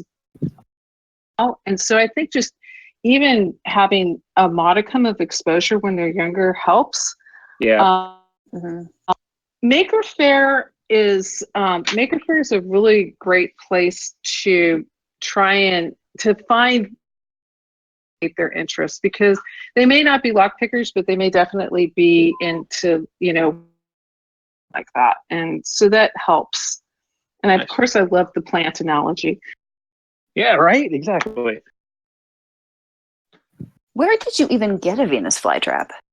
You can actually find them in places. When I lived out in the Midwest, they'd pop up in like Walmart and stuff. But I'm over San Francisco Bay Area, and there's a few shops around here.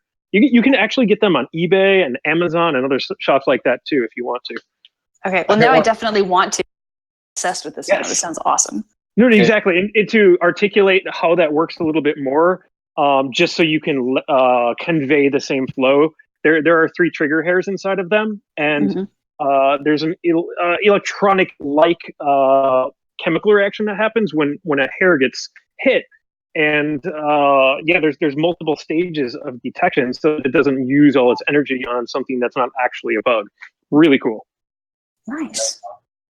So I wanted to ask you guys, what are some of the concerns that you have specifically with, if you could, like, I guess, name, we kind of talked like more broadly, but I feel like if you have any specific concerns that you might have for just your kids in general online, like what are some of the things that you are, I guess, the most wary of or cautious of?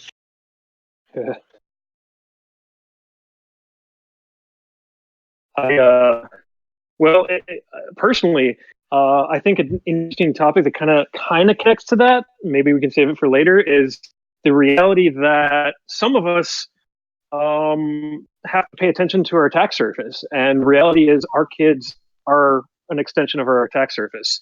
And we invite them onto our trusted networks with us and with a lot of devices that are persistently around us. I would love to hear a lot of parents talk about how they address that. Yeah, I think we should actually talk about that. That's a much more interesting thing. I remember that you had mentioned that before, and I was like, whoa, that's actually a very good point. It's a very big subject, KidSec, or yeah, I don't know what you'd call it, but Especially as they grow up and they want to have their own personality and they want to be out there like with their own self online, and yeah, you can't keep them hidden forever. Yeah, but you know, somebody that wants to get at you can go through your spouse or your children. Yeah. Yeah. Unfortunately, when I'm doing pen testing, the children of the CEO are usually not in scope. I've argued for it, but they don't let me do it, unfortunately. Yeah. So it would be a very easy conduit to go after like a child's device as a way to get into the home network. Yeah, interesting. There was a case where a CEO of a company that I won't name said, I don't care, you won't find anything that can hurt me, go ahead and hack me whatever you want, to their internal security team, who were just like, lol, okay. And one of the things they got to was like where their children go to school, where the children are picked, like what time the children arrive, what bus they get, where they get picked up, from at the school, like who picks them up, all that kind of stuff. So that's definitely, attack surface type stuff. As like Taken, the start of the Taken. Oh yeah, that's a whole different level than I was even thinking. But yes. Yeah, I have a dilemma where I think I don't have kids, but if I was raising a hacker kid, I mean, like to have the kind of thug-like criminal mind stuff that we talk about on this podcast a lot, rather than the hacker, tinkerer, engineer kind of kid. At what point do you draw the line? Like if your child bypasses one of your restrictions in a clever way, but they're still subverting your authority, like how do you get angry or do you get proud? Like, I don't know how to deal with that. I personally believe in setting those barriers up to be a contest, almost like, an internal CTF. It's like, hey, if you can find a way around it. But your question, there's another step further is, what if you actually become aware of your kid legitimately breaking laws, or even potentially you're not aware and they're creating evidence that gets you raided? Yeah, I think it's you, like, the hacker known as MG. Yeah, exactly, right? Like, oh my god. At one point when we had the fated 6th grade, he was downloading games from China. I swear to God. Oh man, I don't have answers. I'm a parent and I don't have answers. And this is a new area. Nobody's got an answer. Like it's new territory. I feel like that kind of cat and mouse game totally sums up only parenting. Yes. From my personal experience, I can remember walking out of a police station with my dad after spending hours talking to feds after being raided. Jesus Christ. And the first thing I got to say to my dad, without police being there, I said, "So, what do you think?" And he went, "Well, it sounds like you know what you're doing." So, Yes. good luck. Good luck. I hope it goes well for you. Yeah, let's go.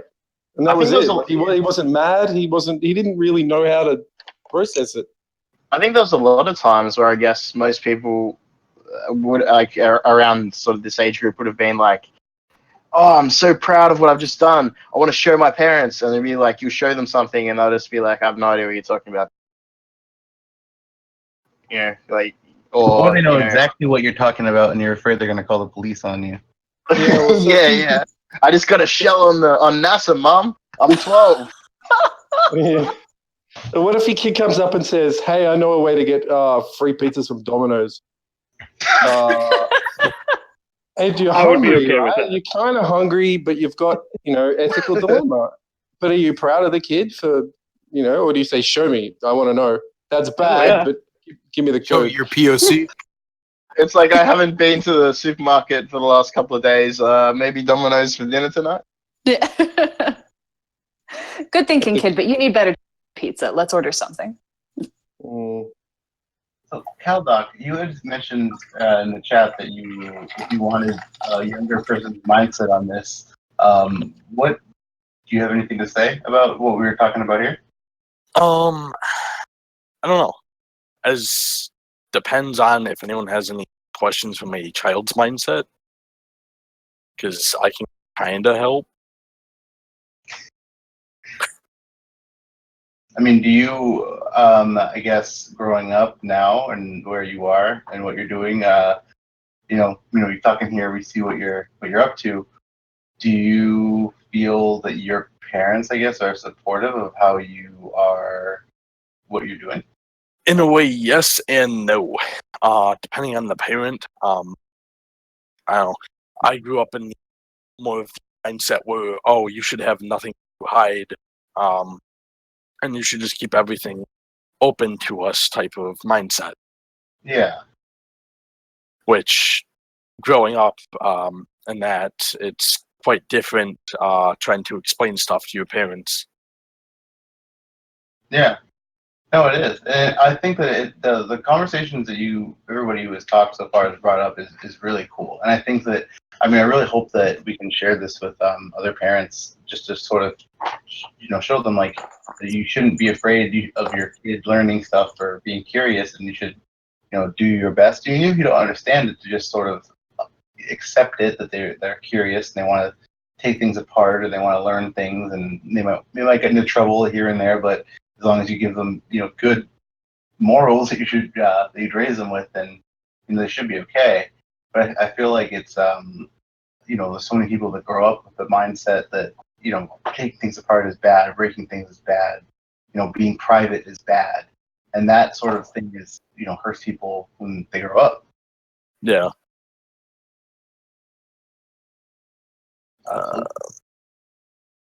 I was to say, I think like for me, one of the hardest things was like not telling like my parents anything I was doing. Like not even necessarily because we were in that kind of relationship, but it was more or less like it's one of those things like you think is wrong in some regards, because I'll be honest, I was a terrible teenager, and most of the stuff I done in computers, like there was some stuff that I probably shouldn't have done, but it's like my parents were completely oblivious, and if I were to have been rated or something like that, they probably been like, what is going on? Yeah, exactly. And it's one of those things like you don't want your parents to be worried about you, so to speak. So like I never told them anything I was doing. Later on, we've talked about it, but yeah.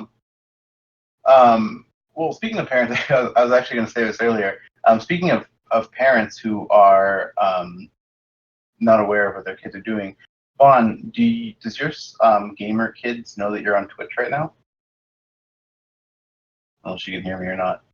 she's muted on Discord. Wow. Oh no. That's a great question. Yeah, they're watching right now. On me? Is that directed at me? Yeah, Or somebody? it was at you. Oh yeah. Actually, he's sitting in the living room, like occasionally going, "Mom."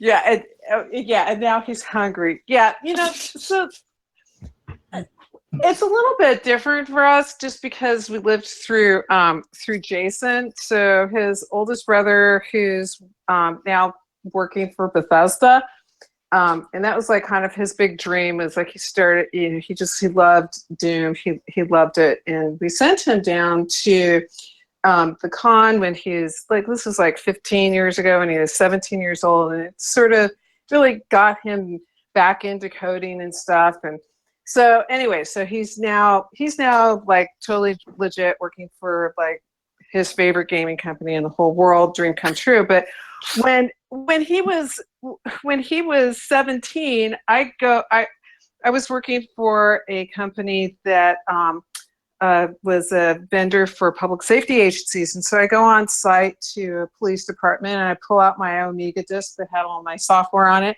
And I plug it in and it was filled with Jay's porn. And Nice. yeah. Man, the stash disc. Yeah.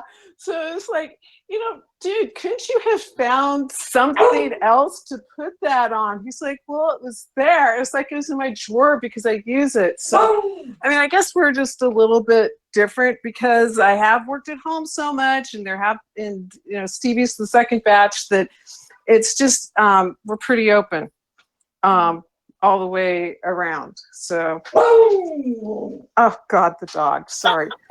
So who was it that was working on like the kind of like the maker and hacker space? Because someone was talking about it, like the kids. That was us. That was me. Like, yeah, that was really fun. Actually, I loved that. I was gonna say, like to me, like that's absolutely awesome. I mean, as someone who like never had that available when I was a kid, I can only imagine, kind of in retrospect, where I would be now.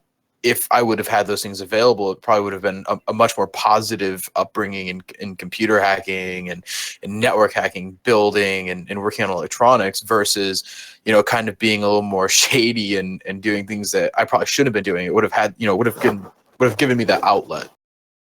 Well, that was actually one of our primary goals because we had one in particular who was definitely headed towards the dark side, and it was scary, and so we would occasionally, have like whenever there'd be like a big hack, we'd just kind of talk about it. But one of the things that we found is that no matter what the intended, my husband would spend a lot of time planning, and the plans just go out the window. If it's Friday afternoon, it's a group of kids. They, so much of it was we also just wanted to provide a place where they could talk and be geeks together and ask questions. And so what would end up happening is we'd have this table filled with stuff, and anywhere from 6 to 10 boys primarily, and every one of them would end up into something different that week. And so it was really highly chaotic and but very, very invigorating. And what would be interesting is that if somebody wasn't exactly confident or certain about what they wanted to do, they'd end up sitting next to me.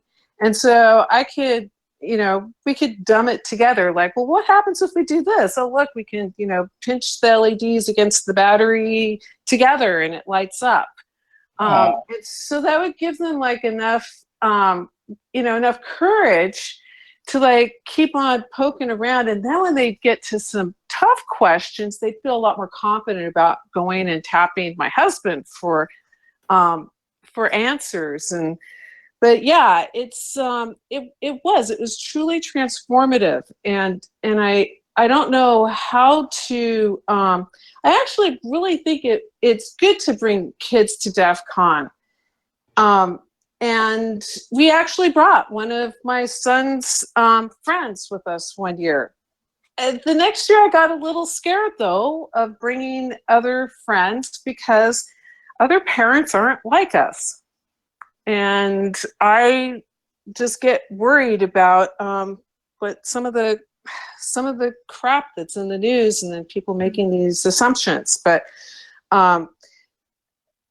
DEF CON was really great for having a kid there. But on the other hand, you just got to set your sights that you're not going to be hitting the parties and stuff. So, or you're not training them to be like psyops, like operatives, or wares traders or whatever. the best talk ever was the DDoS dog. Oh my God, we laughed so hard. And, that was, if you haven't seen it, look up the YouTube video on that.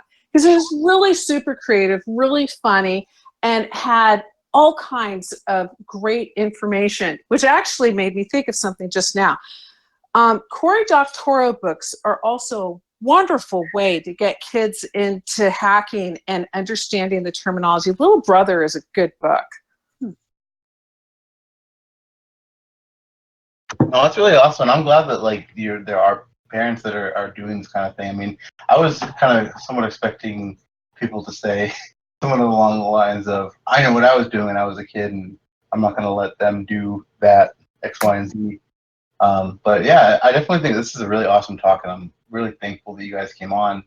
Hopefully, we can inspire some parents and have them look into this kind of stuff and at least not be maybe afraid of their kids. So you can, instead of saying, "What are you doing with those wires?" It's more like, "Hey, what are you doing with those wires? Like, tell me about it."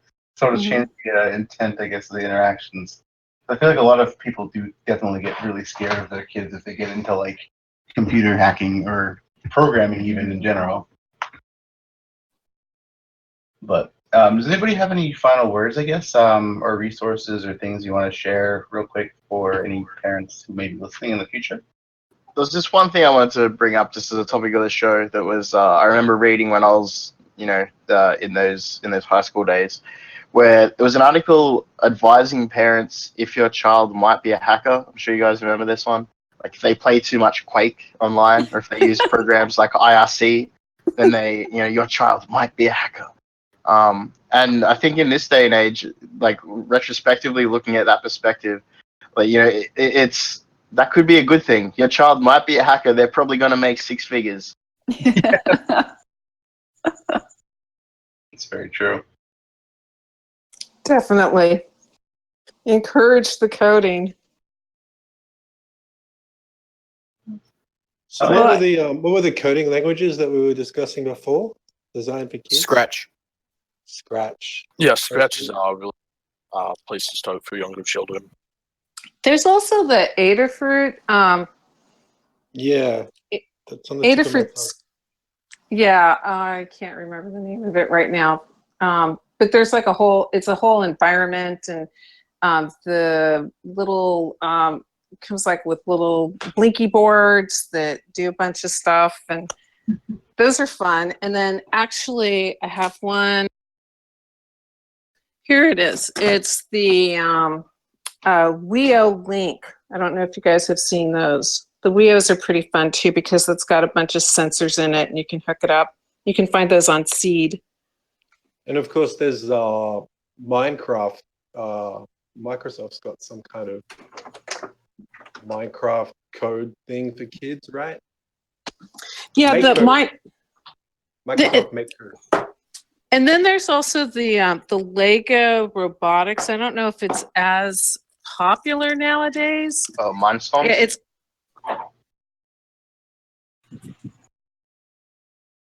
Yeah, that was Mindstorms. Yeah. Yeah, Mindstorms were fun. Definitely. We have some little. I just snuck into my son's picture of it, and I can post it. It's called the Rule Your Room Kit by Little Bits, and it's got these, like electronic components that are mostly put together, but you can do stuff like booby trap your room and have a motion detector and all this stuff that lets them, like, they feel cool because they're taking control of their environment and stuff, but they're learning like how you want to give them like Stewie Griffin capabilities and arm their room with booby traps? Well, they're fortunately pretty easily subverted, so. Have you seen the Mr. Self-Destruct? No. Made by MD. MD in his chat. He's got flame throwing, motion sensing air fresheners. I'll figure out where in the insurance policy covers that. Yes, I used to be really into science, like, biology and stuff like that. I actually thought it would be fun to be a science teacher, and then, I kind of got into computers, so there's a little overlap there, and some of those things would definitely get the kids' attention enough so that you kind of show them how it works. So, yeah, destructive things. Appeals to some kids like building sandcastles, some kids like kicking them over. Yep. Very true. I'd say one of the other things is, on some sides of it, it might be boring, but definitely learn some of the laws. Yeah, you can say laws are meant to be broken, but definitely teach kids kind of the idea of like consent and ideas that you shouldn't be testing some of these things or poking some of the things that don't belong to you. Kind of teach some of those principles because, again, like those were things that, had I kind of had a better foundation, like that would have helped me a lot more. Yeah, and I mean, a lot of stuff changes too, but I guess the sort of the whole moral like underpinning of everything is like be respectful and stay curious and just be a good person. Ultimately, Exactly. Curious. But yeah, I really want to thank everybody here. It's 11:30 here now. I really want to thank everybody who came out to talk with us, Bond, Jamie, MG. We really appreciate that. And I hope that we can. We've shared a bunch of really awesome resources, and we have our show notes, which I put them in the chat here. You can, if you're watching on Twitch right now, you can bookmark this. I'll be adding some of the resources and little things that we shared today to this. So for any parents who might be listening in the future who are curious about stuff to teach their kids, we'll have some awesome resources for them. So thanks everybody for coming out. Does anybody have any final words? Thanks so much. It was a blast. Thank you. Awesome. And I'm trying to Shut figure up out and get your kids a lawyer. so next week we have Esquiring, Fred Jennings to talk about cyber law and the CFAA. So it's going to be a really interesting episode, tie into some of the law stuff we talked about earlier. We'll also be back on Sunday for our Sunday stream. So if we did get any parents that weren't able to make it tonight, you wanted to come hang on Sunday, you're all more than welcome. So until then, thanks everybody. See ya.